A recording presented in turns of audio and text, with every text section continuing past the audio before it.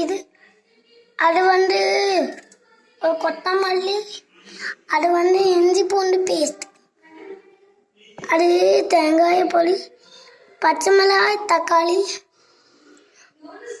கொஞ்சம் மஞ்சள் பொடி,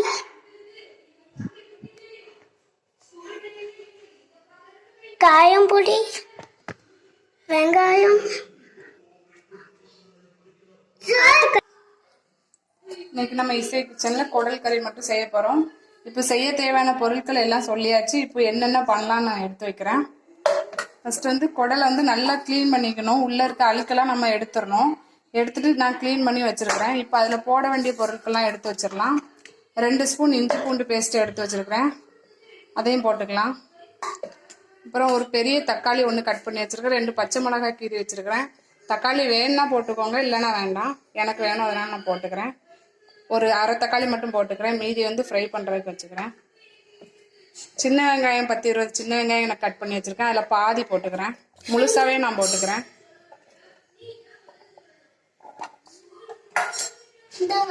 3 ஸ்பூன் குழம்பு மிளகாய் தூள் எடுத்துருக்கிறேன், இது வீட்டிலேயே அரைச்சது. 1/4 ஸ்பூன் மஞ்சள் தூள் எடுத்து வச்சுருக்கிறேன், அதையும் இதில் போட்டுக்கிறேன்.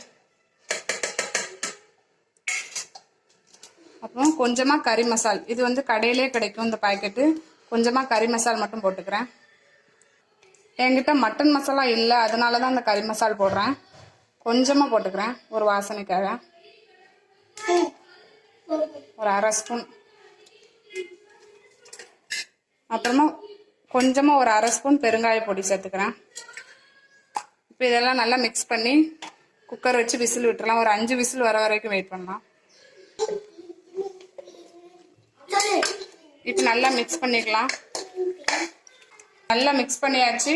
இது குக்கரை வந்து அடுப்பில் வச்சு கொஞ்சம் தண்ணி விடும். தண்ணி விட்டதுக்கப்புறம் நம்மளுக்கு எவ்வளோ தண்ணி தேவையோ அந்த அளவுக்கு வச்சுக்கலாம். இப்போ குக்கரில் வச்சு இந்த அளவுக்கு கொதிச்சு தண்ணி வேலை வந்திருக்கு. இப்போ நான் ஒரு டம்ளர் அளவுக்கு மட்டும் விட்டு ஒரு 6 விசில் விட்டுக்கலாம். இது வந்து 1/4 கிலோ கறி, அதுக்கு தேவையான மசாலா தான் போட்டிருக்கேன். ஒரு 6 விசில் வரட்டும்.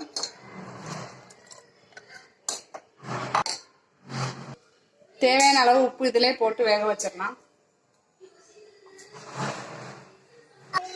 ஒரு 6 விசில் வரட்டும், அந்த இதுக்கும் பார்க்கலாம்.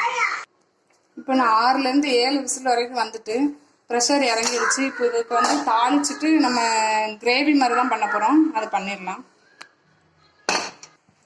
இப்போ சட்டி அடுப்பில் வச்சுட்டேன். நான் வந்து ஒரு 2 ஸ்பூன் நல்லெண்ணெய் ஊற்றிக்கிறேன். நீங்கள் எந்த எண்ணெய்னாலும் யூஸ் பண்ணிக்கலாம். நான் ஒரு 2 ஸ்பூன் அளவுக்கு ஊற்றிருக்கிறேன். நல்லா எண்ணெய் காஞ்சிருச்சு. இப்போ தேவையான இந்த பட்டை கிராம்பு எல்லாம் போட்டுக்கலாம். நான் மட்டன் மசாலா போடாதனால இது கொஞ்சம் சேர்த்துக்கிறேன். ஒரு துண்டு பட்டை, ஒரு துண்டு அன்னாச்சிப்பூ, 2 கிராம்பு, கொஞ்சமாக பெருஞ்சீரகம், அப்புறம் கொஞ்சமாக கல்பாசி போட்டாச்சு. பட்டை கிராம்பு எல்லாம் நல்லா பொரிஞ்சிருச்சு. ஒரு 10 சின்ன வெங்காயமும் 2 பச்சை மிளகாவும் கீறி வச்சிருக்கேன், அதையும் போட்டுக்கிறேன். நல்லா வதக்கிக்கணும். பொன்னிறமாக ஆகிற வரைக்கும் வதக்கிக்கணும். வெங்காயம் இப்போ நல்லா வதங்கிருச்சு. கொஞ்சமாக ஒரு கைப்பிடி அளவு கருவேப்பிலை போட்டுக்கிறேன். அப்புறம் ஒரு தக்காளியில் பாதி தக்காளி கறி வேக வைக்கும் போதே போட்டுட்டேன். இது மீதி தக்காளி இதில் போட்டு வதக்கிக்கிறேன்.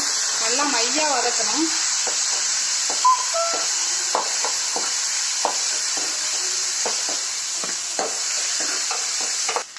கறி ஏற்கனவே உப்பு போட்டு தான் வேக வச்சுருக்கிறேன். இந்த வெங்காயம் தக்காளிக்காண்டி கொஞ்சமாக கல் உப்பு போட்டு வதக்கிக்கிறேன். அப்போ தக்காளி வெங்காயம் நல்லா வதங்கிடும். விசில் நல்லா இறங்கிருச்சு. இந்த தக்காளி வெங்காயம் நல்லா ஃப்ரை பண்ணிட்டேன். இப்போ இது கூட வதக்கிக்கலாம். இப்படி குடல் குழம்பு வேணும்னா இதில் கொஞ்சோண்டி தேங்காய் மட்டும் அரைச்சி ஊற்றினா குழம்பு ரெடி ஆயிரும். நான் இப்போ நல்லா வத்த வைக்க போகிறேன். கிரேவி டைப்பில் தான் செய்ய போகிறேன். அதனால் நல்லா கொதிச்சு வத்தட்டும். நல்லா இது கொதிச்சு வத்தி கிரேவி மாதிரி வரணும். அது வரைக்கும் கொஞ்சம் வெயிட் பண்ண ஒரு 10 நிமிஷம் ஆகும். நல்லா கொதிக்கட்டும். இப்போ நல்லா 10 நிமிஷம் ஆயிடுச்சு. நல்லா கிரேவி டைப்புக்கு வந்துருச்சு. எனக்கு இந்த அளவுக்கு போதும். இதுதான் நான் சாப்பாட்டில் பிசைஞ்சு சாப்பிட்றதுக்கு கரெக்டாக இருக்கும். இப்போ கொஞ்சமாக மல்லித்தலை தூவிக்கலாம். தூவி கிண்டி விட்டுக்கலாம். அடுப்பை ஆஃப் பண்ணிட்டு இறக்கி வச்சிடலாம். சாதம் எடுத்து வச்சிட்டேன். கொஞ்சமாக எடுத்து